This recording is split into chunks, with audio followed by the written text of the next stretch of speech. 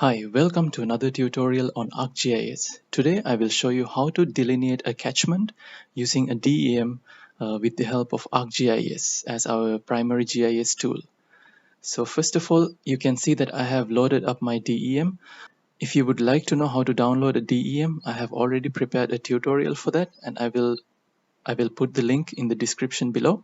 You can first study that tutorial, how to download an ASTER DEM from the NASA website. And here you can see that I have already loaded up the DEM into ArcGIS interface. So for this tutorial, I will be using the hydrology toolbox, which actually comes inbuilt with ArcGIS.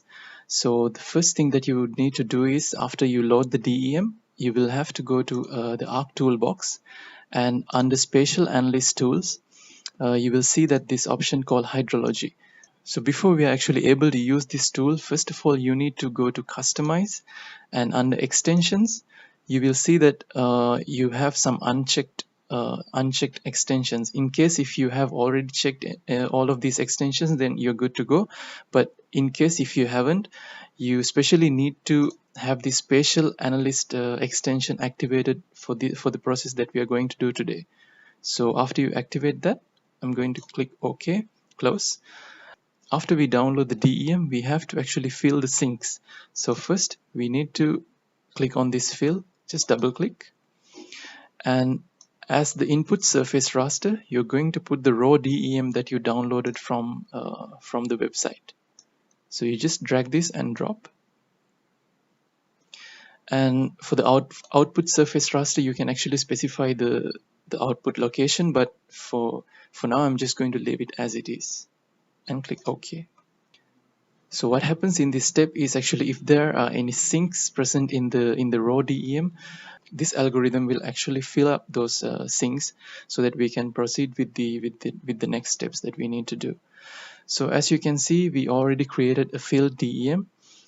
The next step would be, actually now you can see that you have two rasters. The first one is the raw DEM that we already had before, and now you have a filled DEM. So I'm just going to uncheck this one because we won't be needing that anymore. And the next thing that you need to do is, actually you need to create a flow direction raster. So after fill, the second step would be to create a flow direction raster. So you double click on this one, and as the input to this one, we should put the filled DEM, not the raw DEM. So you just drag this one and drop it over here. And I will correct the name just to make it a little bit clear. Flow direction. And press OK. So it might take some time to create the flow direction raster. And you see that we already have the flow direction raster now. Now what does these different colors indicate? As you can see over here, under the flow direction raster, you see a few numbers: 1, 2, 4, 8, 16, 32, 64, and 128. So just before going into the next step, I would like to give you some idea about this flow direction raster. And if you just wonder what these numbers mean, I would just quickly explain to you what exactly these numbers mean. Now here I have actually come to the help of ArcGIS, and it says how does the flow direction works. And here I would like to bring to your attention this direction coding. As you can see, these different colors and different numbers indicate directions. So 1 is actually to the eastern side, and 16 is to the western side, and 64 is actually to the northern side, and 4 is to the southern side, and like so.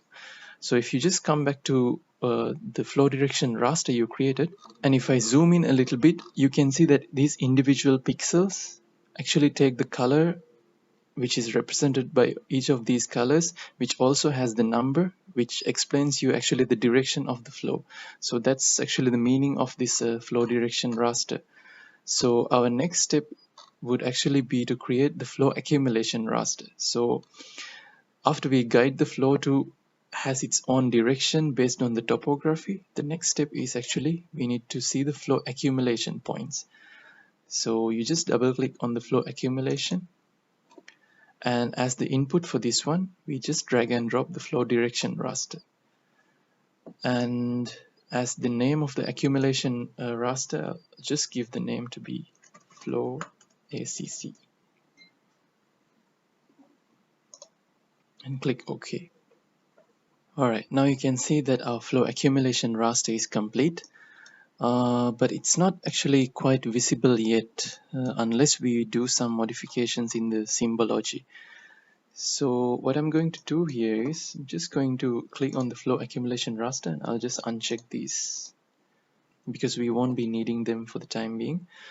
And you go to properties of the flow accumulation raster and go to symbology, and instead of using a stretched option, let's use a classified option.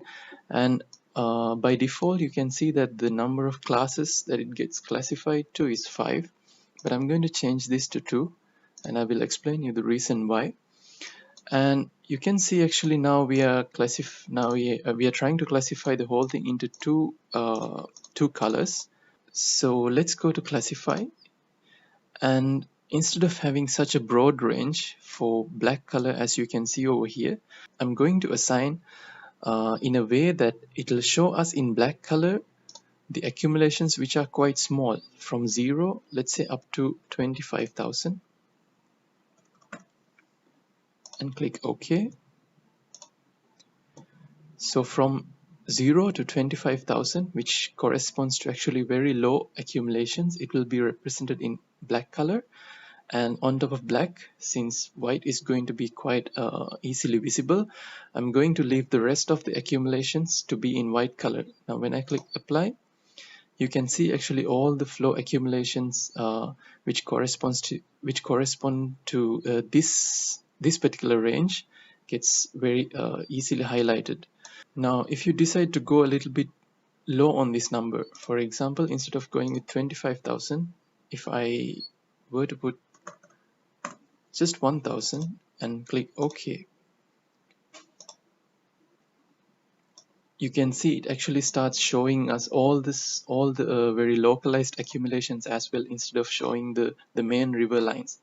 And if you zoom in, you can see that all the sub reaches are also now visible, but this looks a little bit messy, and I'm interested in only having the major river lines highlighted. So I'm going to stick with let's say around 25,000, and the rest I would like to represent that in white color.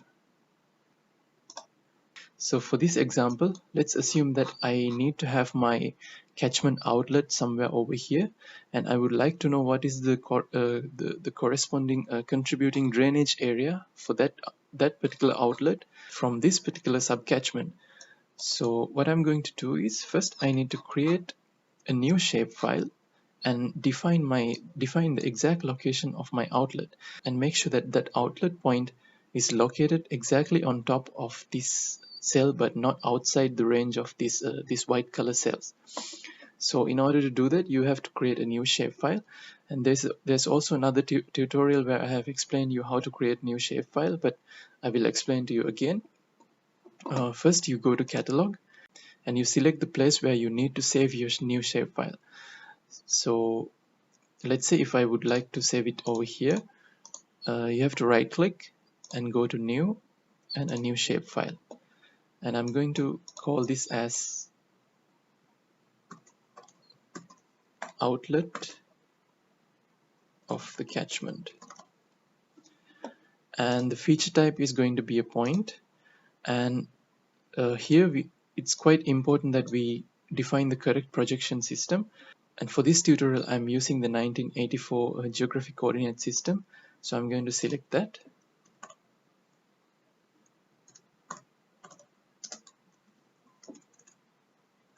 It's WGS 1984,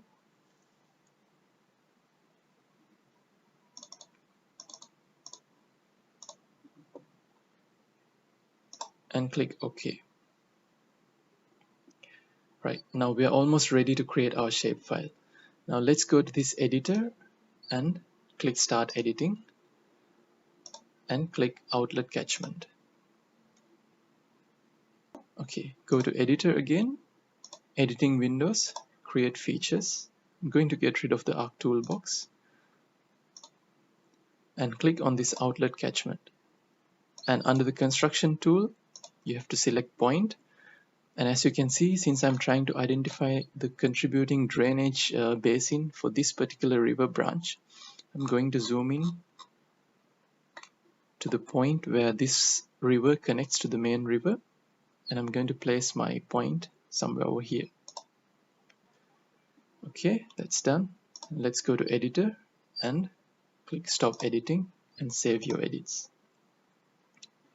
Okay, now you can see you have your point, which we call as a pour point. Now get rid of this create features panel, and now we have to go with this watershed option. Double click on the watershed option, and as the input you have to drag and drop the flow direction raster, and here it's asking us an input raster or a feature pour point data. So we already created the pour point data, and our pour point is actually the catchment outlet. So I'm going to drag this one and drop it over here and click OK.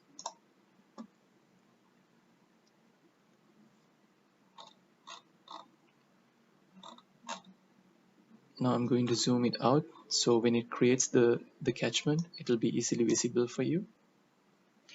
Alright, now you can see that we already created the catchment, and it shows us actually the contributing area for this catchment outlet point based on this DEM. Right, and right now this catchment is actually still in the format of a raster. If you go over here and if you open the attributes table, you can see that it's actually in the form of a raster. For other analysis purposes, normally it's required that you convert this raster into a polygon so you can do other analysis such as calculating the area or based on your requirements. So what we do over here is we go to the search panel and we search raster to polygon, and you can see, and as you can see, the first option is converting a raster into a polygon. So I'm going to drag this raster and drop it over here, and now I think it's clear for you that this raster corresponds to the raster which got generated based on the topography of the DEM. And I'm going to simplify the polygons as well. What this does is actually at the edges of the catchment, if you do not uncheck this one, you will still see the boundaries of the pixels in sort of rectangular format. But if you click on this one, it will sort of simplify the polygons as well. So, and then click OK. Alright, now you can see you successfully created your first watershed. So that's about it for this tutorial, and here I showed you how to create one watershed, but in case if you need to create multiple watersheds at one time, you don't have to do this process over and over again. There is another quick and an easy way, and I will show you how to do that in the next tutorial. Thank you.